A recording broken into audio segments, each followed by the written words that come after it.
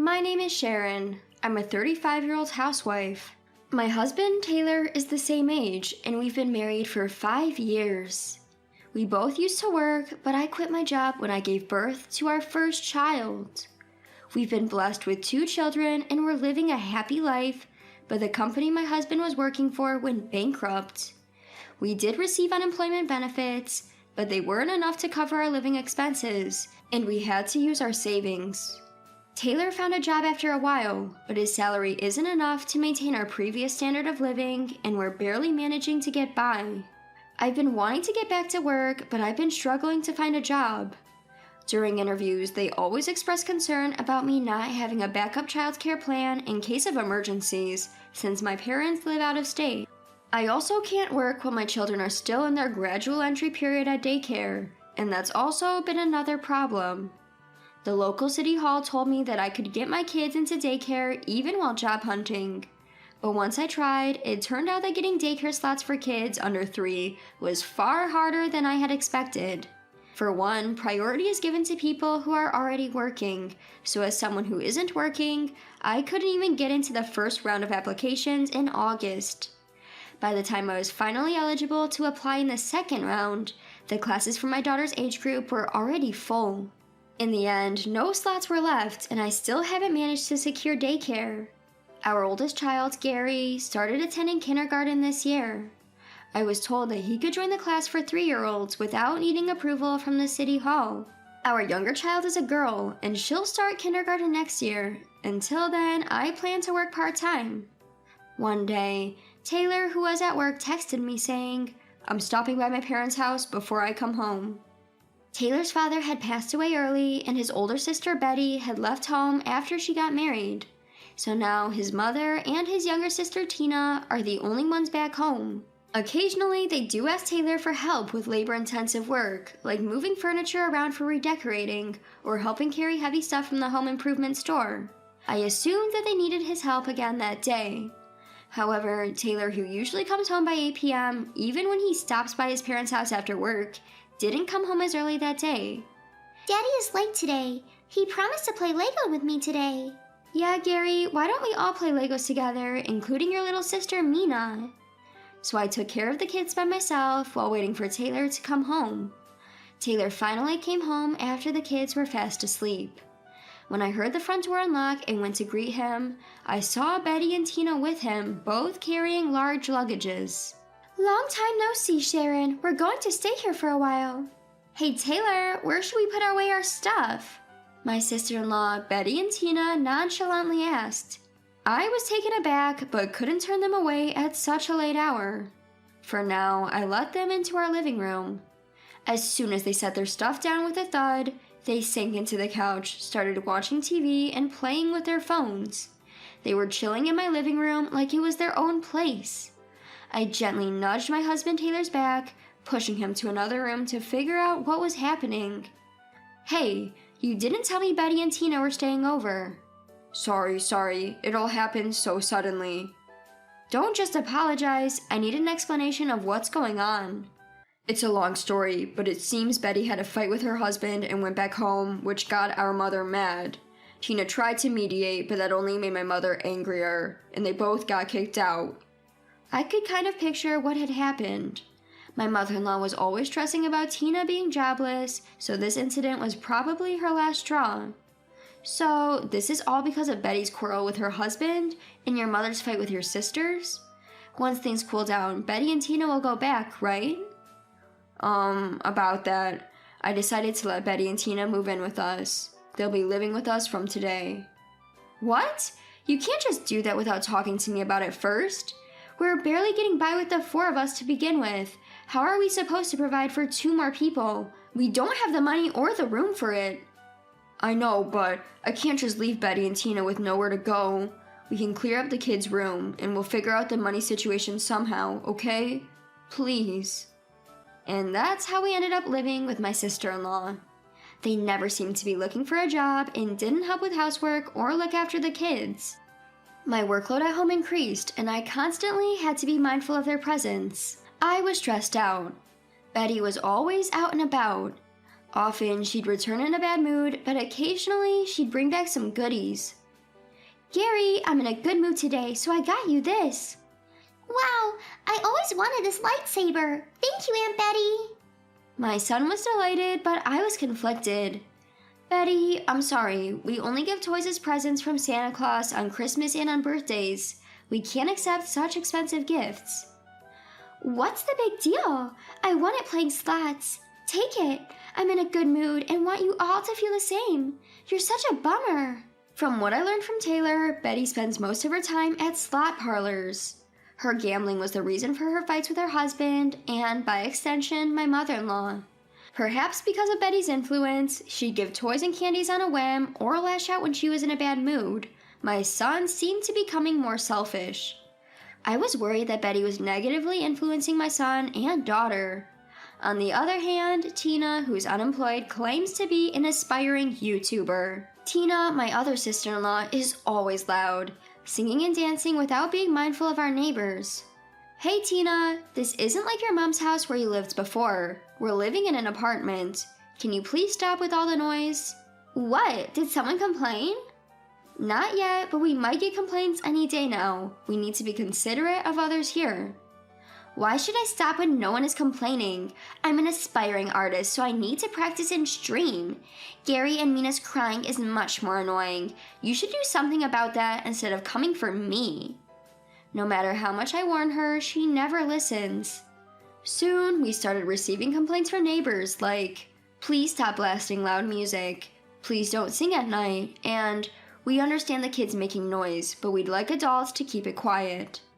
Tina was being loud today as well.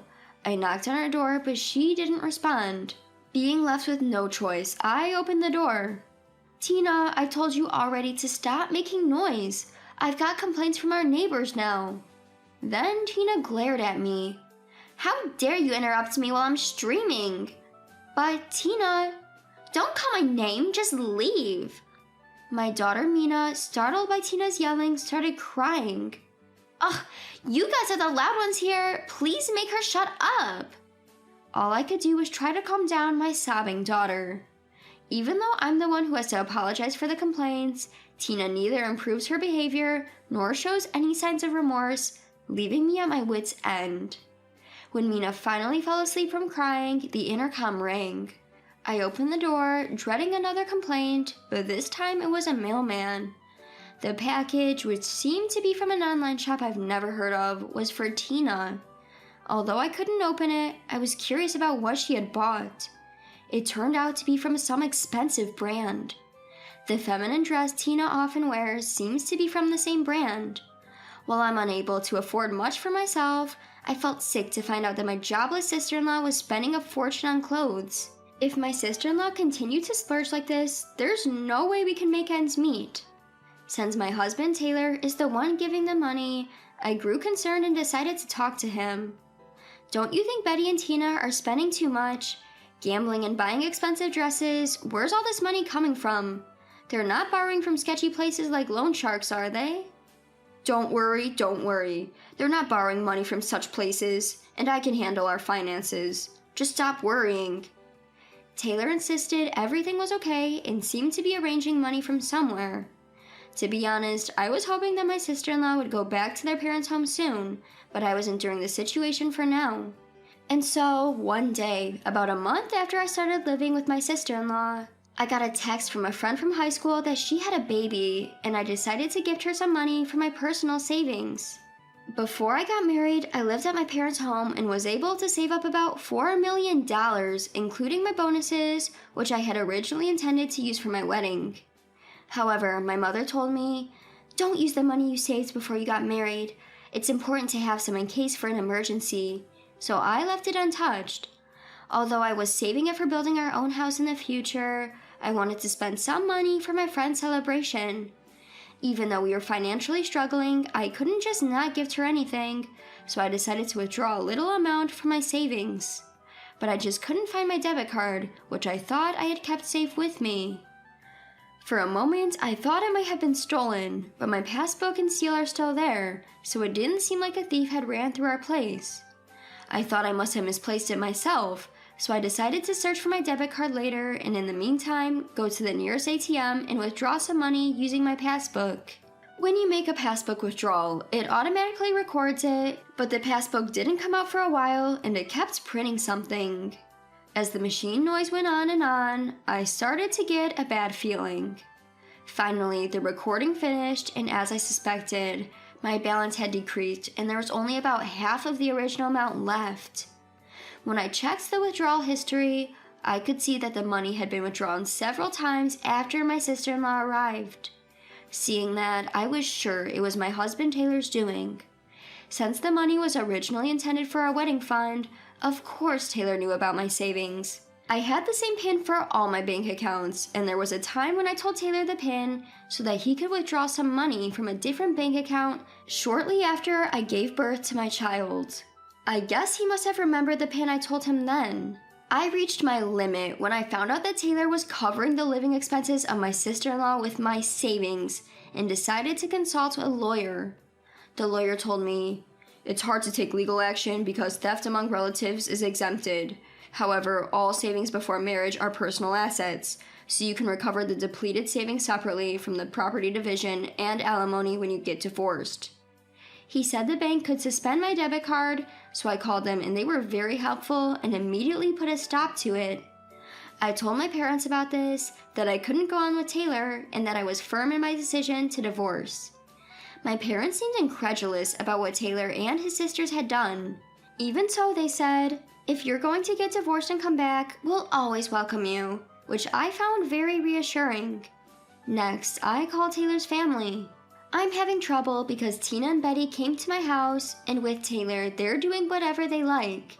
I'm getting complaints from the neighbors about Tina's band practice, and it's poorly affecting my children as well. Even though we're financially struggling, Taylor's giving money to Betty and Tina, and I found out that they were using my personal savings from before I got married."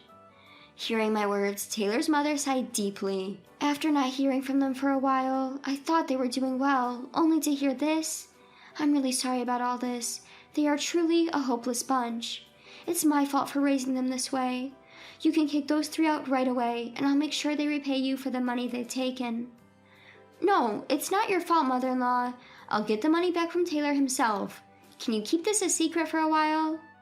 "I understand. However, can I tell Betty's husband about this? Apparently, they had an argument over Betty's gambling habit, which is why she moved back in with me, and now her husband keeps contacting me." Agreeing to my mother-in-law's suggestion, she informed Betty's husband about her whereabouts and the situation.